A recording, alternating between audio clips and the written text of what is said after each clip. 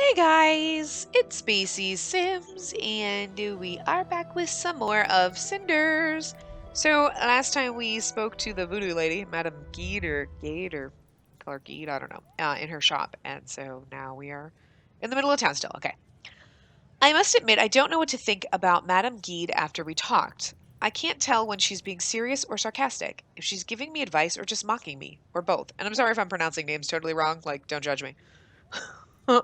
And maybe I'm just not used to acts of selflessness, but I get suspicious when someone outright offers to help me with all my problems. Makes me wonder if they don't have some hidden agenda, especially if it's the town witch. Looks like my mother was quite special to make such interesting acquaintance. A witch? Ha! Still, she seems genuinely interested in helping me, and can I really be picky here? I won't be forgetting that conversation we just had anytime soon, that's for sure. Where should I go now? It's getting late. I probably only have enough time to stop by one more place. I could go have a little talk with Tobias in his store. I wouldn't mind heading to the inn either. I'm sure it would be fun. I might even see the captain of the guard again. So where should I go next? I know we should go visit Tobias. TBH. But I don't know. I like the captain of the guard, and we're probably not going to get answers out of Tobias, so let's just go to the inn.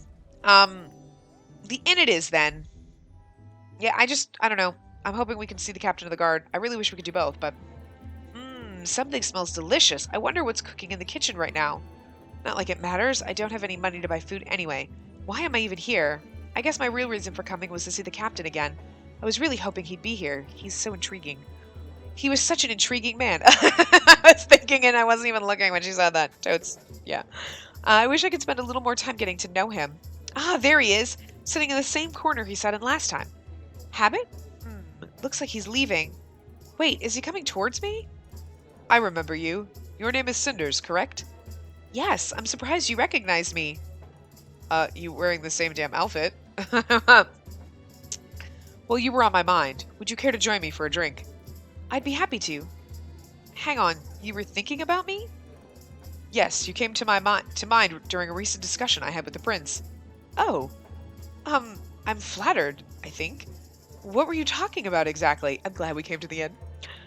A candidate for wife, of course. Surely you've heard about the king's last wish. Actually, I haven't. According to the king's final wish, the prince cannot be crowned until he's found a wife for himself. I kind of ship the two of them. I'm not gonna lie. I like Mad Eye Moody. Handsome Mad Eye Moody. It's just because he's got the little scar on his face. I don't know why I dig this. I dig him. According to the king's final wish, the prince cannot be crowned. Oh yeah, we found that. We wrote that. So the coronation is being postponed, and every noble in the kingdom is trying to foist a daughter on him. It's been very tiring for him, as many of these women are groomed for looks alone. He was losing faith. So I told him that the world still holds many bright and intelligent women, and you're living proof. Oh, well, I'm grateful for the compliment, but I'm not sure what else to say. My apologies. The drink is making me more direct than it is proper. These days, there's little to do fulfilling my duties, so I spend many hours here, getting shit-faced. I don't want to bore you with the small complaints of my life, and I apologize for being so curt with you the last time we met. I understand. A lot happened, and it's no surprise that you weren't in the mood for discussion. Honestly, I should probably apologize for bothering you when you wanted to be left alone. It wasn't a bother. I found the discussion very interesting. Listen, I know you asked about the prince last time. Are you still interested in learning more? Tell me about the prince. Tell me about yourself. Oh, yes. I want to know more about him, actually. Actually, I was more interested in hearing about you. Me? I'm just a simple warrior. What is so interesting about me? Plenty of things. For starters, how did you become the captain of the guard? Well, if you really want to know, it runs in my family. My great-grandfather was a mere soldier, but he saved the king's life in battle and was rewarded. The family was granted a noble title and the position of king's personal guard. Since then, my family's heritage has been swordsmanship and loyalty to the crown. So you were destined to have this position from the start? Yes, but I accepted it with great pride and joy. It's an honor to serve the kingdom. We will always remember that the king was grateful and kind to the man who saved him. Didn't you ever think about doing something else with your life? Not once. Besides, it was not my decision to make. I don't want to be speaking out of turn, but that sounds so sad. You didn't have a choice. There's nothing sad about it. The men of my family have been honorable soldiers for ages. I was raised on tales of my brave ancestors and trained in combat since I was a child. When I received my first sword and joined the palace guard, I was so proud. It was the best day of my life. I felt like I could finally stand among the heroes of my family. Do you still feel that way even now? Not as much, but I don't blame my family or my path in life. The world is simply changing. There was a time when conflict meant a sword in the heart, but now it's a dagger in the back. These days, everything is poisonous words and false smiles. You can't tell friend from foe. Kingdoms are torn apart by whispers and false smiles now. There's no place for a man of the sword. All I have left is a corner in the inn, an occasional desperate lowlife kidnapping a few children. I'm not the heroic savior that my ancestors were.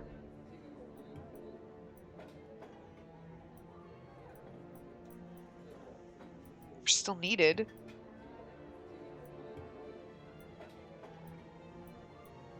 I don't know, it's a hard decision. I'll just say this one. I don't know. Perhaps you should settle down then. Start a family. Get married if you're not already. Huh, and then what? Become a farmer? Well, sure, if it makes you happy. That's not the life for me, although I understand your point. It would be nice to settle down eventually, find a wife, and have a piece of land to call my own. But that's a long way off. I can't abandon the prince now. Things are too delicate right now. He's young and promising, but I don't think he'll be able to face opposition alone. Even if there is no need for the sword, my family is sworn to protect the crown, and I shall do that to the best of my ability. That's a long way off. He doesn't look like she's super young, and he looks definitely older. So it's like, dude, you're gonna die before you get there. That's enough of such heavy subjects, though. I'd rather get to know you more, if you don't mind. You look like a girl from the town, but I haven't seen you around. I don't live in the town, actually. I live in the house ruled by Lady Carmosa. Oh, forgive me. I didn't realize you were nobility. Your clothes give you the appearance of one of the townfolk. I didn't know you were incognito. It's not a disguise. This is what I wear every day. After my father passed away, Carmosa took over. She treats me as one of the servants, but without any pay. I don't even have money to spend on clothing. I'm sorry to hear that. It's a shame your father chose Carmosa to take over the estate.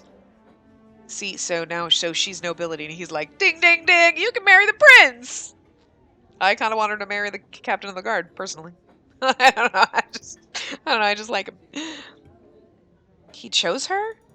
Isn't that what happened? Before he passed away, he should have left a will. The will would appoint the next head of the house. It's a shame he didn't choose you. I never heard anything about his will. I don't think Father would willingly put me in this situation. That doesn't sound right at all. If Lady Carmosa wasn't appointed, she's breaking the law. I didn't realize that. Something about this situation seems suspicious. The will is in the box with the necklace. I hope you get it sorted out. I wish I could speak with you longer, but I must start my patrol. It was a pleasure talking with you. If you ever need anything, I'd be happy to help you. Thank you. I'll see you then. Take care of yourself. This is the first time I've heard of Father's will. I wonder why he never wrote one. Unless he did write one. In that case, what happened to it? I'll have to investigate as soon as I get the chance. Well, there's no point in sitting here in the tavern alone. I don't want to attract the wrong company. The sun is already setting. I spent the whole day in town, and what a day it was. I guess time flies when you're having interesting chats with people you normally have no chance to talk to. Oh, how I wish life was a fairy tale and I could do that every day. And yet life is what it is, and I have never even been able to stay in town past sunset.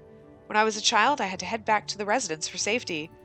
And then Carmosa entered the picture and took over. But even without her, I would have been detached from the town's life. I might dress and work like every other girl here, but I still live in a mansion quite some distance from town. I have no real friends here except Tobias. I hear no news, no gossip. I really don't know what their life is about. Sure, my own life is safer, and probably more luxurious, but I wonder what it would be like to live here. Be a normal town girl, wake up to the sounds of life and excitement on the streets. Get out of bed knowing a myriad of things awaits me when I walk out the door. The life goes by fast, and an adventure might begin around each corner. Then again, if some town girl looked outside the window right now and saw me, what would she think? Probably that you're just a normal town chick, just like Perry thought there. I mean, I'm just saying, because you dress like one. She would probably remember her own boring chores. The constant danger of hogwash flung from high windows to the streets. That sounds grody. She would envy me. Maybe. I need to stop daydreaming. It's getting really late. My golden cage awaits, and the two sweet singing birds I share it with are going to screech their lungs out if I stay here any longer. I love that. I want to go talk to Tobias, though. Can't we choose? And I wouldn't want to give them reason to worry, much less an excuse for picking on me. Yeah, see, No, I want to go back to town. I want to go back to town. I want to go back to town. I want to go back to town. This side was really short. We're going to go back to the residence, obviously, but I'm just hoping it doesn't run over.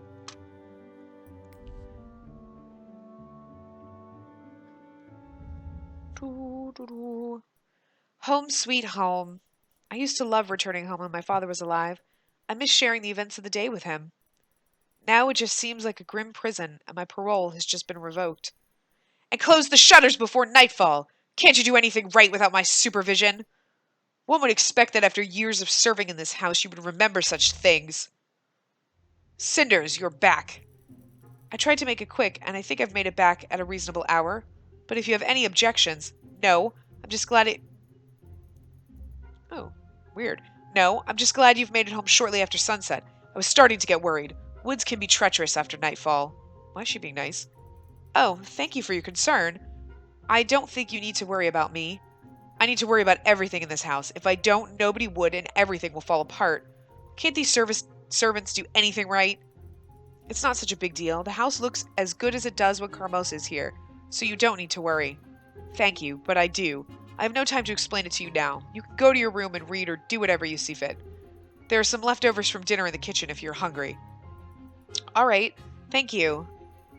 Hey, what do you think it is you're using on the curtains? You'll ruin them, and the stains will just stay there forever. Look at her, she's like, and there she goes. Too bad we almost had a normal conversation. Maybe it's for the better. I'm too tired to even talk, and I would kill for some sleep. I should grab this opportunity to go to bed early and rest. All in all, it was an eventful day.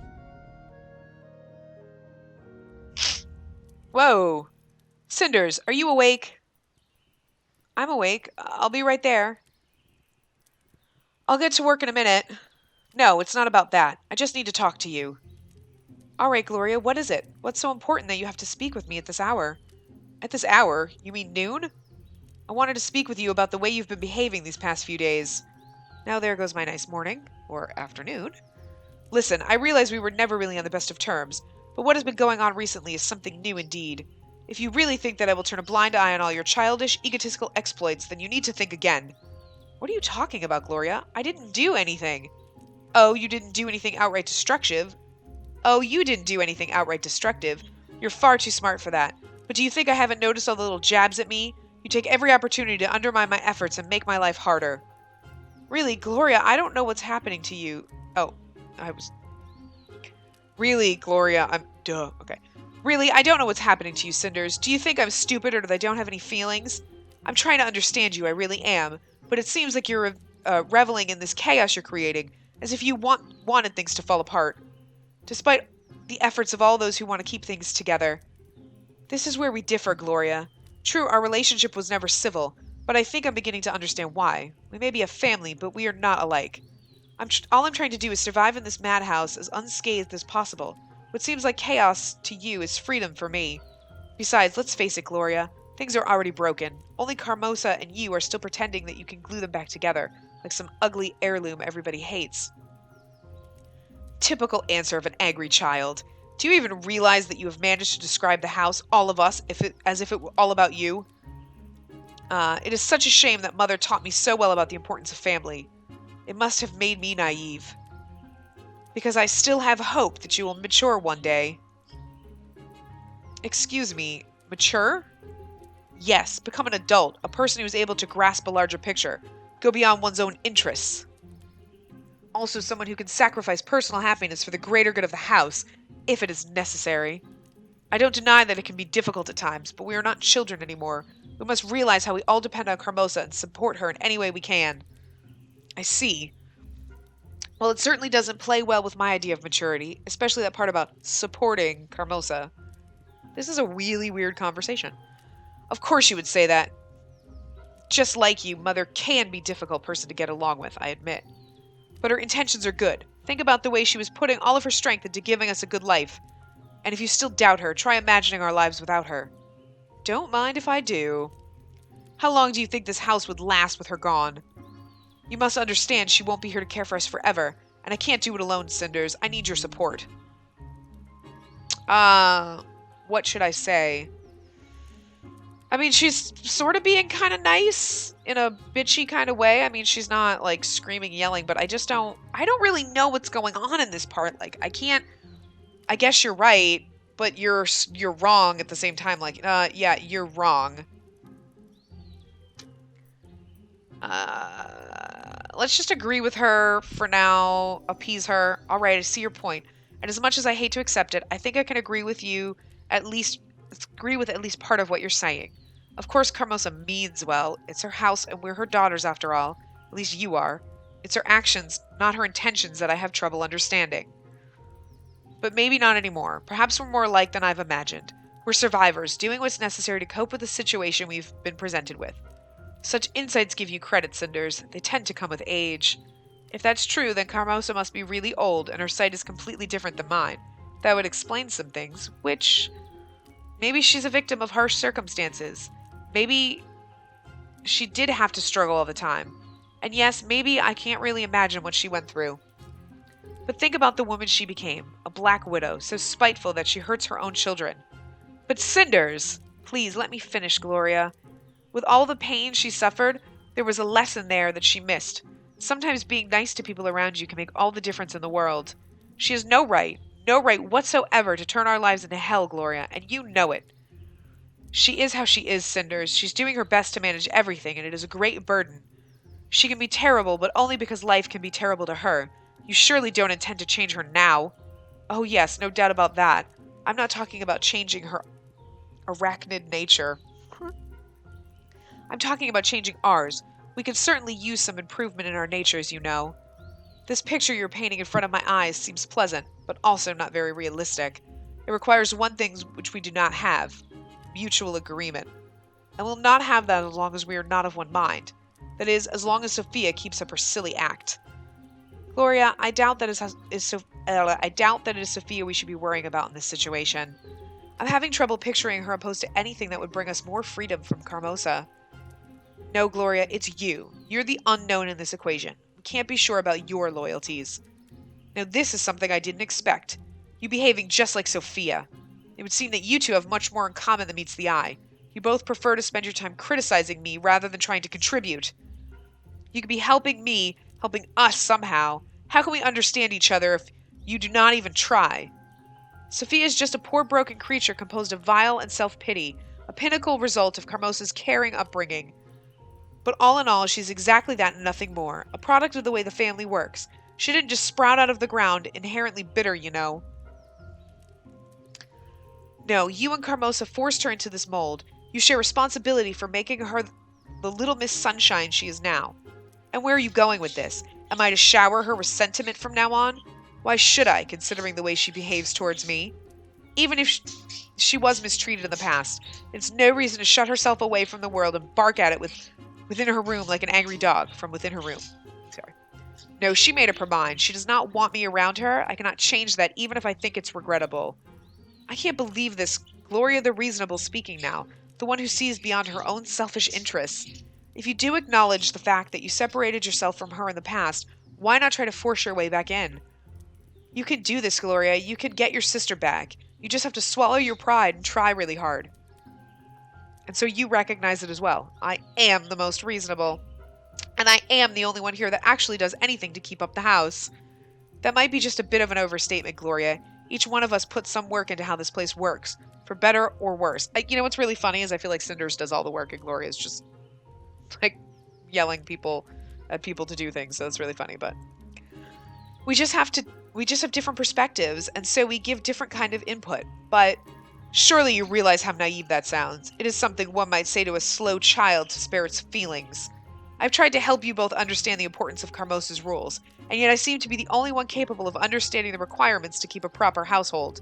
Will nobody ever learn?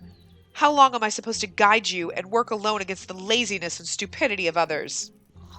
Bitch, bitch, bitch. Hasn't it ever occurred to you that you might not have all the answers? Because that's the root of the problem right there. You try to be our teacher or a disciplinarian. You have no knowledge that we lack or a higher status, and you're not our mother. Stop trying to imitate Carmosa. Is this how you think a sister should act? How should I know? Do any of you act like one towards me? Reason with her. Oh, such debate skills you have. Attacking me as a person clearly proves you're the reasonable and logical one. I'm not the one at fault here. You're not the only one at fault here. We all are. Reason dictates that all the sides of a conflict contribute to its current state, and so we all did. Let us assume that is correct. What would you propose then?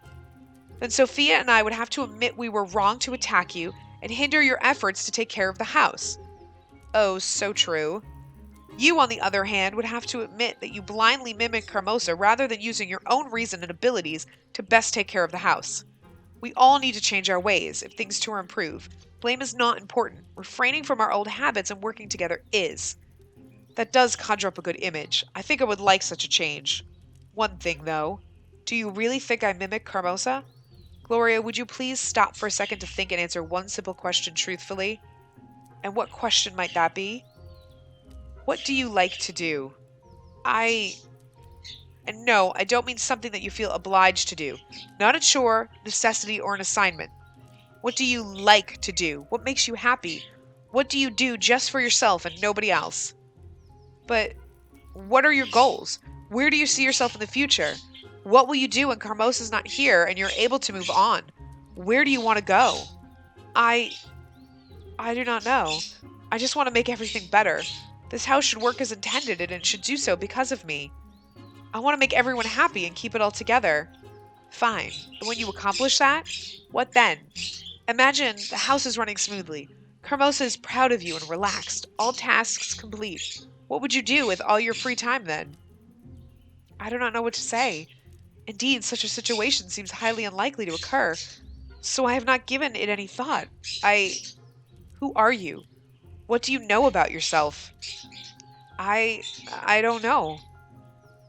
I don't know why you're so mean to me.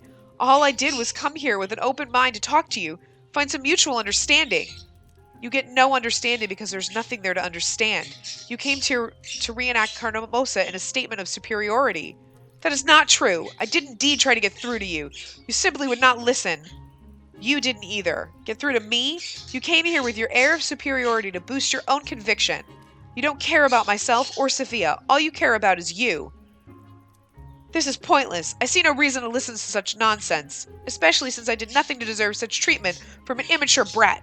Both of you are trying to turn everybody against you. Wait, what? Hold on. Nothing to immature. Both of you are trying to turn everybody against you. I think she meant me, but anyway, sorry. Then you'll be able to whine about fate that brought you to living in cinders and pain. I must have had some kind of huge lapse in judgment to even consider treating you as a mature woman. Oh, look who's talking. Do you even understand the word mature, or is it just something you repeat after Carmosa? Fine, Cinders. Get out. Enjoy your freedom while it lasts. You have one more day till Carmosa returns, and I will not stoop to debating the order of things with you any further, nor try to teach you. You can go and do as you please for today. We'll see where your freedom gets you. Ha! We both know you're powerless to stop me from leaving the house, or from doing anything from that matter. So you can stop pretending. Or do you grow accustomed to pretending too much, pretending to have control, to be self-confident, to be Carmosa? I do not have to listen to this. Goodbye. Oh, good timing. Boop. Okay, we're gonna snap this part here. Ooh, so dramatic. We almost got through to Gloria. She kind of was like, I don't know. And then I got really mad because I don't know who I am. But yeah, so I will see you guys next time. Remember to give the video a big thumbs up and subscribe to see more.